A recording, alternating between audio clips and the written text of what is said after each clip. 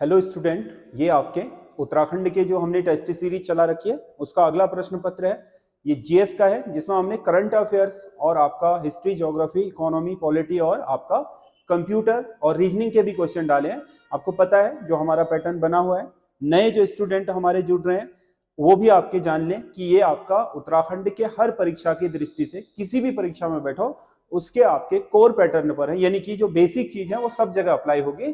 तो हर किसी के काम का है ये किसी विशेष परीक्षा को ध्यान में रख करके नहीं बनाया गया, बल्कि सभी परीक्षाओं में ये क्वेश्चन आपके काम आएंगे, बहुत इंपॉर्टेंट है, इस वजह से इनको हमने बनाया। बाकी जो परीक्षा ओरिएंटेड है उसके लिए हमारी टेस्ट सीरीज हमारे ऐप में चल रही है। जो हमारी ऐप है एसएस स्टडी करके, उस ऐप में हमारी आपके टेस्ट सीरीज स्टार्ट हो चुकी है। इसमें हर हफ्ते आपके 2 टेस्ट पढ़ने हैं। तो इसमें आपका एसएस स्टडीज का लोगो ये है। बाकी जो इसका आपका लिंक है वो डिस्क्रिप्शन में हमने डाल दिया है। और मात्र 150 रुपए वन टाइम फीस में जो आपका आरओ का ऑल टाइम, मतलब जहां तक आपका प्री है वहां तक इसमें लगातार टेस्ट चलते रहेंगे। 150 नंबर के उसी पैटर्न पर आधारित होंगे जो पैटर्न आरओ का है। आपका आरओ के पैटर्न में जो 60 नंबर का जीएस, 40 नंबर का उत्तराखंड और 50 नंबर का जो आपका क्वांटिटेटिव एप्टीट्यूड, संख्यात्मक अभियोग्यता और सामान्य बुद्धिमत्ता यानी कि रीजनिंग के जो क्वेश्चन है उससे आपके रिलेटेड बनाई गई है।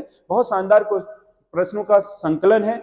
आप इसे अटेम्प्ट करेंगे टेस्ट की तरह। इसमें आपका समय सीमा है और उसके अलावा आपका नेगेटिव मार्किंग, आपके आंसर की सारी सुविधाएं हमने इसी आपके टेस्ट सीरीज के उसमें डाल दी हैं। आप अटेम्प्ट करिए, आपको बहुत मजा आएगा। और जिन लोगों ने थोड़ा भी पढ़ाई कर रखी है उन लोगों को आपको उस पेपर देने के बाद अपना आकलन हो जाएगा। जिन्होंने नहीं करी है उनको सिलेबस का पता चल जाएगा कि किस तरीके के क्वेश्चन हमारे आरओ में जो प्री एग्जाम है उसमें आने वाले हैं। 100 नंबर का क्वेश्चन पेपर उसमें उत्तराखंड और जीएस वाला है।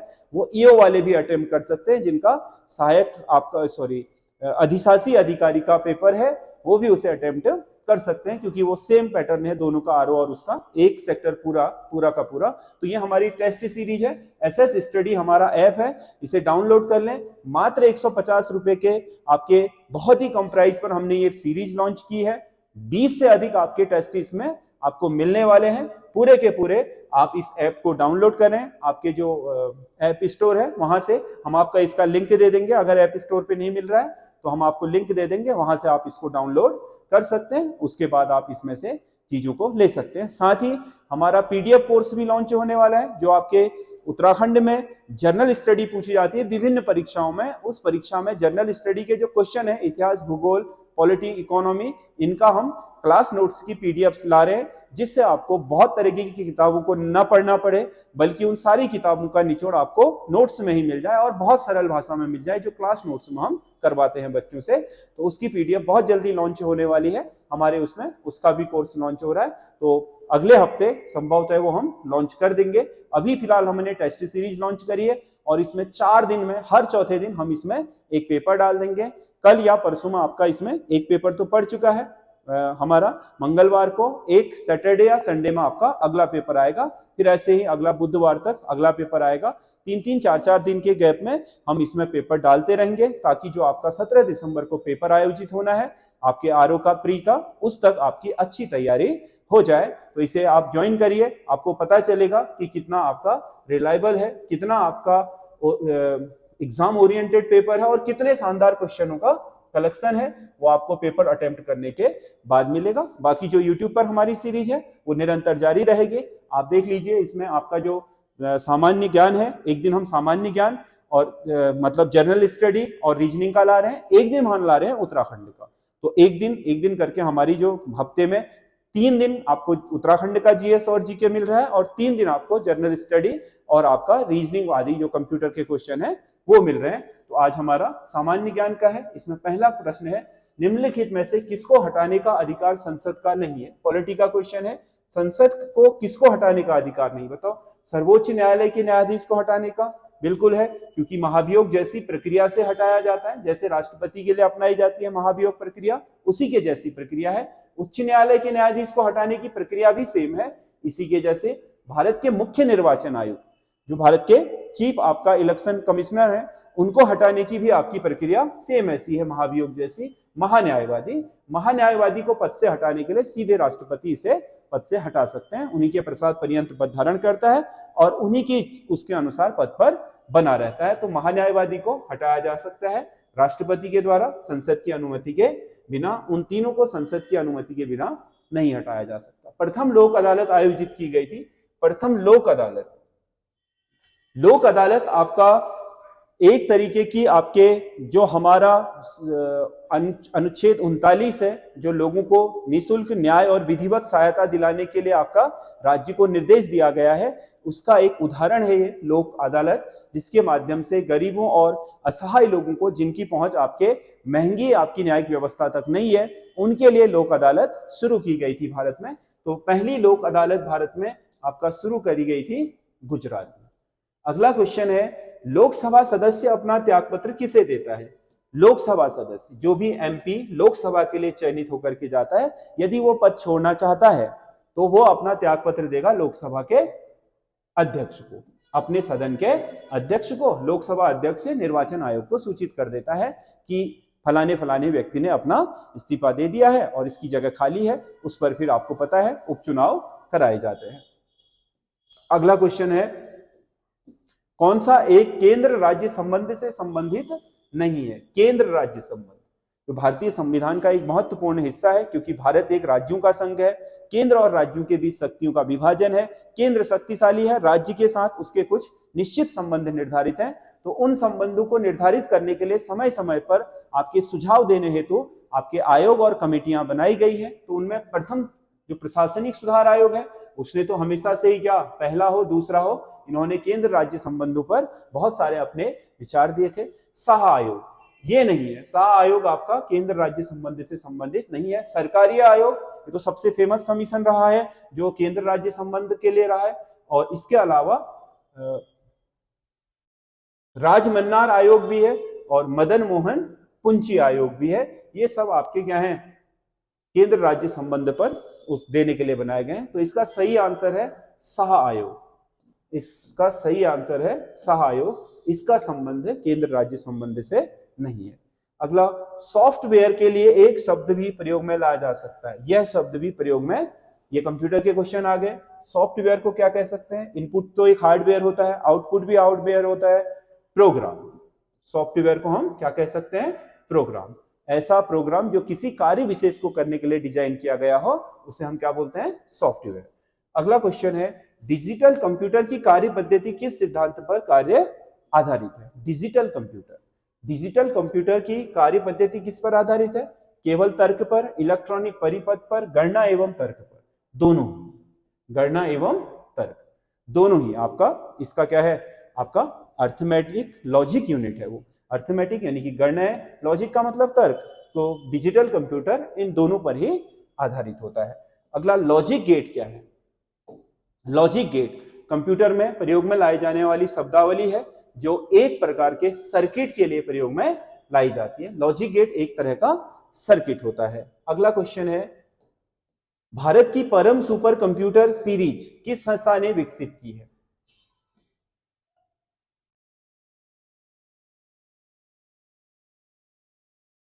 किस परम computer series, super computer series है परम की, ये आपका सीडेक है, जो आपका कंप्यूटर को डेवलप करने के लिए आपका कॉर्पोरेशन बनाया गया है सीडेक। उसकी आपकी क्या है? ये पहला आपका परम सुपर कंप्यूटर है। भारत में कंप्यूटर की कई सीरीजें चल रही हैं, जिसमें से कुछ बाहर के ने बनाई है, कुछ इलेक्ट्रॉनिक इंडिया लिमिटेड ने बनाई है, कुछ आपके इसरो ने भी बना दी है। आपका सीडेक कंपनी तो इसी के लिए बनाई गई है, वो तो बना ही रही है। तो इसका परम सीरीज था। अगला क्वेश्चन है, आईसीसी क्रिकेट विश्व कप 2023, ये करंट अफेयर्स आ गया है। आईसीसी विश्व कप इसी साल होना है, अक्टूबर से, 5 अक्टूबर से। तो इसमें आईसीसी क्रिकेट विश्व कप 2023 का शुभ अंक क्या होगा? शुभ अंक मतलब इसका एक तरीके से जो आपका इसको शुभंकर का मतलब होता है किसी चीज कार्य को करने के लिए उसका एक प्रतीक चिन्ह, यानी कि जो शुभ का उसके मतलब सफल आयोजन का प्रतीक होता है। तो इसका आपका है क्रिप्टोवर्स। जो आईसीसी विश्व कप 2023 है, जो इस साल इंडिया में ही आयोजित होना है, उसका क्रिप्टोवर्स है। अगला क्वेश्चन है, भारत का पहला हाइड्रोजन ईंधन उद्योग कहाँ स्थापित किया गया? हाइड्रोजन ईंधन उद्योग। हाइड्रोजन ईंधन उद्योग यानी कि हाइड्रोजन आपका ईंधन से आपका हाइड्रोजन ईंधन उद्योग, हाइड्रोजन ईंधन निर्मित करने वाला जो उद्योग है वो पहला उद्योग लगा है भारत में जमशेदपुर में। अगला क्वेश्चन है, अमृत भारत स्टेशन योजना में कितने रेलवे स्टेशनों का पुनर्विकास करना है? अमृत भारत रेलवे स्टेशन योजना आपका भारत में रेलवे जो स्टेशन है उनके पुनर्निर्माण और सुधारीकरण को लेकर के है, और इसमें देश के कुल 508 रेलवे स्टेशनों को पुनर्निर्मित करके उन्हें एक आधुनिक रेलवे स्टेशन बनाए जाने का लक्ष्य रखा गया है। अगला क्वेश्चन है, किस आर्टिफिशियल इंटेलिजेंस कंपनी एआई ने world coin crypto project launch किया है? World coin crypto project launch किया है अभी एआई, ओपन एआई ने। किसने किया है? ये world coin crypto project launch किया है ओपन एआई ने। ये क्वेश्चन बहुत पूछे जा रहे हैं, ये ध्यान रखना। उत्तराखंड में लोक सेवा आयोग ने जो पिछली परीक्षाएं कराई हैं एआई से संबंधित महत्वपूर्ण चीजें उसने पूछी है। भारत का 54वां बाघ आरक्षित टाइगर रिजर्व क्षेत्र कौन सा है? भारत ने अभी 54वां अपना टाइगर रिजर्व आपका घोषित किया है, धौलपुर करौली, जो आपके कहाँ है? राजस्थान में। इसे आपका 54वां टाइगर रिजर्व बाघ आरक्षित क्षेत्र बना दिया है। और साथ ही साथ भारत ने प्रोजेक्ट टाइगर को मिश्रित कर दिया किसमें? प्रोजेक्ट एलिफेंट के साथ। भारत के साथ व्यापार बढ़ाने के लिए alive with opportunity, alive with opportunity मतलब भारत के साथ लगातार अपने जो व्यापार वाणिज्य है उसे बढ़ाने के लिए एक अभियान शुरू किया है, अलाइव विथ अपॉर्चुनिटी मतलब आपके अवसरों के साथ चीजों को करना। समझ गए ना? ये आपके ब्रिटेन ने करा है अभी। अगला क्वेश्चन है, किस मराठा शासक के समय पेशवा का पद शक्तिशाली हो गया था? पेशवा का पद किस मराठा के समय शक्तिशाली हुआ? साहू के समय। साहू, छत्रपति साहू, क्योंकि ताराबाई तक तो इनका नाम ही नहीं आता था पेशवाओं तक, केवल उनकी जो आपके शिवाजी ने जो आपका अष्ट प्रधान जो अपनी मंत्री परिषद बनाई थी उसका सबसे प्रमुख होता था पेशवा, लेकिन पेशवा की भूमिका उतनी महत्वपूर्ण नहीं थी। 1707 में जो ताराबाई और आपके साहू के बीच उत्तराधिकार को लेकर के युद्ध हुआ उसमें पेशवा आपका बालाजी विश्वनाथ ने बहुत महत्वपूर्ण भूमिका निभाई थी। उसके बाद उन्हें क्या बोलते हैं, सेनाकर्ते की उपाधि दी गई थी 1708 में, और 1713 में जाकर के साहू ने इन्हें पेशवा की उपाधि दे दी बालाजी विश्वनाथ को। और 1713 के बाद मराठा साम्राज्य साहू से ज्यादा इर्द गिर्द घूमता है पेशवाओं के। फिर उसके बाद आपको पता है बालाजी विश्वनाथ के पुत्र जो हुए बाजीराव प्रथम, वो सबसे शक्तिशाली पेशवा हुए। एक तरीके से शिवाजी के बाद मराठा साम्राज्य के द्वितीय प्रवर्तक माने जाते हैं बाजीराव के पुत्र बाजीराव प्रथम। तो साहू का पद, जो साहू 1707 से 1749 तक आपके छत्रपति रहे थे, इनके समय ही आपका मराठा पेशवा पद शक्तिशाली बना, और पहले शक्तिशाली पेशवा बने थे बालाजी विश्वनाथ, फिर उनके पुत्र बाजीराव प्रथम, बाजीराव द्वितीय, इस तरीके से आपके आगे बढ़ा। फिर अफगानिस्तान के संबंध में अकर्मण्यता की नीति किसने अपनाई थी? अफगानिस्तान के संबंध में अकर्मण्यता की नीति अपनाई थी जॉन लॉरेंस। अकर्मण्यता के मतलब उस समय अफगानिस्तान भारत का ही आपका अंग होता था मुगलों के समय, तो उसमें अंग्रेजों का भी अधिकार था, लेकिन अंग्रेजों ने उसमें बहुत ज्यादा छेड़खानी नहीं की, उसे यथावत रखने का निश्चय किया ताकि वहां छेड़छाड़ करके अपने लिए किसी भी तरह की सरदर्दी मोल ना ली जाए। इसीलिए इसे अकर्मण्यता की नीति कहा जाता है, मतलब कोई काम ना करना वहां की तरफ, ठीक है, किसी भी तरह की बवाल मोल ना लेना। तो वो जॉन लॉरेंस की थी अकर्मण्यता की नीति। अगला क्वेश्चन है, निम्नलिखित में से सबसे पूर्व में स्थित पर्वत चोटी है? एवरेस्ट है, मकालू है, अन्नपूर्णा है और कंचनजंगा। अगर आप इन पर्वत चोटियों को देखोगे तो ये नेपाल हिमालय है, और नेपाल हिमालय के ठीक पूर्वी बॉर्डर पर सबसे पूर्व में है कंचनजंगा, और यहां पर है आपका मकालू, और मकालू के ठीक आपका उत्तर पश्चिम में है आपका एवरेस्ट, और यहां पर है अन्नपूर्णा। तो आपका सबसे पूर्व में कौन हुई? पूर्व में कौन हुई? कंचनजंगा, क्योंकि ये तो बिल्कुल सिक्किम और नेपाल की सीमा में है। उसके बाद नेपाल हिमालय की ये तीनों की तीन चोटियां आपका स्टार्ट होती है, जिसमें आपका कंचनजंगा सबसे पूर्व में मानी जाएगी। तो इसमें क्या है, सबसे पूर्व में स्थित चोटी। अगला क्वेश्चन है, भारत में सूती वस्त्र का सर्वाधिक निर्यात किस बंदरगाह से होता है? सूती वस्त्र का निर्यात भारत कहां से करता है सबसे ज्यादा? मुंबई बंदरगाह से। भारत का जो ये वाला क्षेत्र है, ये दक्कन ट्रैप, ये काली मिट्टी का क्षेत्र है भारत का, संपूर्ण काली मिट्टी का। इसीलिए भारत में कपास सबसे ज्यादा इन्हीं क्षेत्रों में उगाई जाती है। कपास ज्यादा उगाई जाती है तो सूती वस्त्र मिलें भी यही है। अहमदाबाद है, मुंबई है आपका, इसके अलावा जो सूरत है, ये जो क्षेत्र है वो सूती वस्त्र उद्योग के लिए जाने जाते हैं।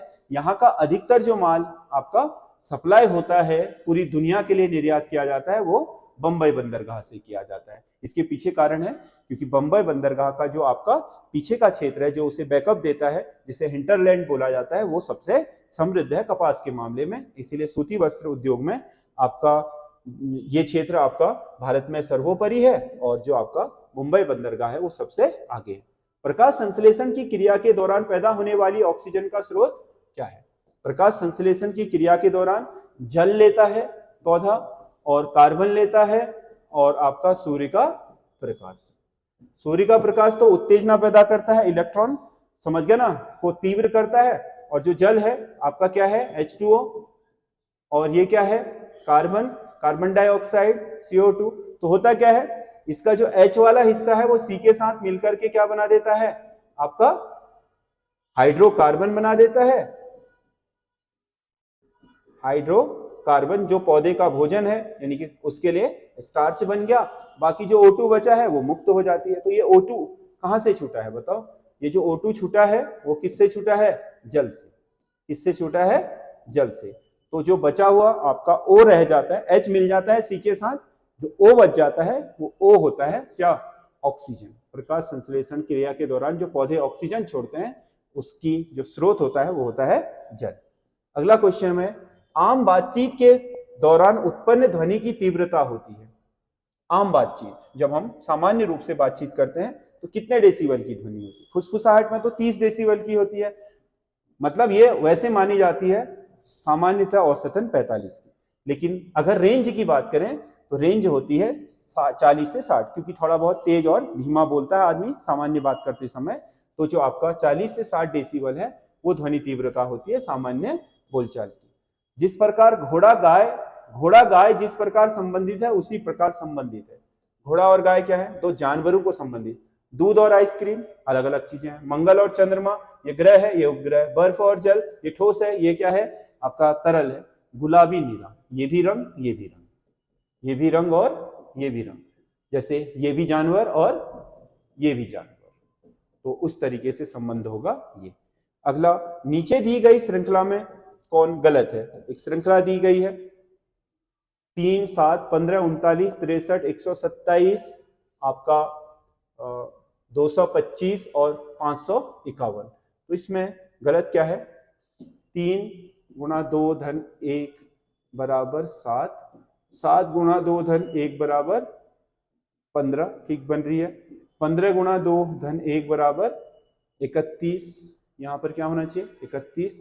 31 गुणा 2 धन 1 बराबर कितना होगा? 62, और एक 63, 63 और 63 गुणा 2 धन 1 बराबर 26, 127, ठीक है। ये 39 गलत है, इसकी जगह क्या आना चाहिए था? 31 आना चाहिए, तो इसमें गलत है ये। अगला क्वेश्चन है, जिस प्रकार ये वाला संबंधित है इससे, ये वाला संबंधित है इससे, तो इसमें क्या होगा? तो कुल मिलाकर के अगर इसको और इसको देखें तो स्पेलिंगों का ही हेरफेर है। टोटल कितनी स्पेलिंग है? 7 स्पेलिंग है। तो इसमें I है, M है, T है, I है, T है, J है और U है, 7। तो इसमें आप देख रहे हो I को तो I के स्थान पर ही रखा है, बाकी T को आगे, M को आम और I को I, और ये वाला तो अपनी ही जगह पर है, बाकी इनको भी क्या कर दिया है? ऐसे कर दिया है। तो U यहां आ गया है, J की जगह है, T यहां आ गया।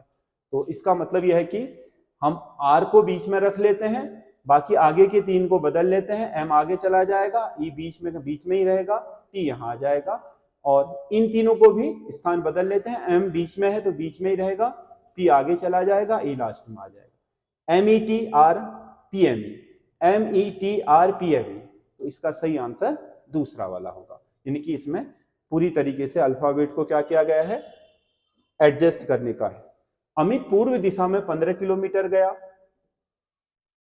पूर्व दिशा कहां को होती है, यहां को 15 किलोमीटर गया, तब वह बाएं मुड़कर 5 किलोमीटर चला। बाएं मुड़ा, बाएं कौन सा है, लेफ्ट, ये वाला होगा। कितना चला, 5 किलोमीटर।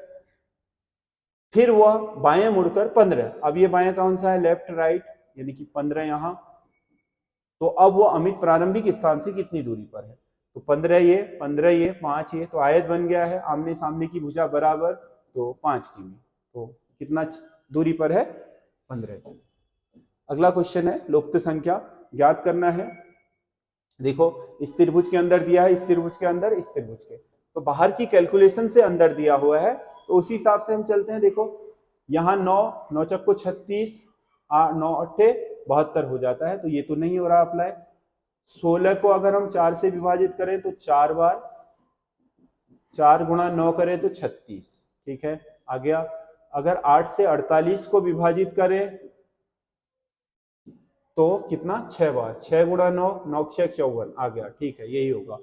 72 को हम भाजित करेंगे 6 से, आएगा कितना, 12 गुणा 8, 12 अट्ठे 96, तो यहाँ आएगा 96, तो इसका सही आंसर होगा ये।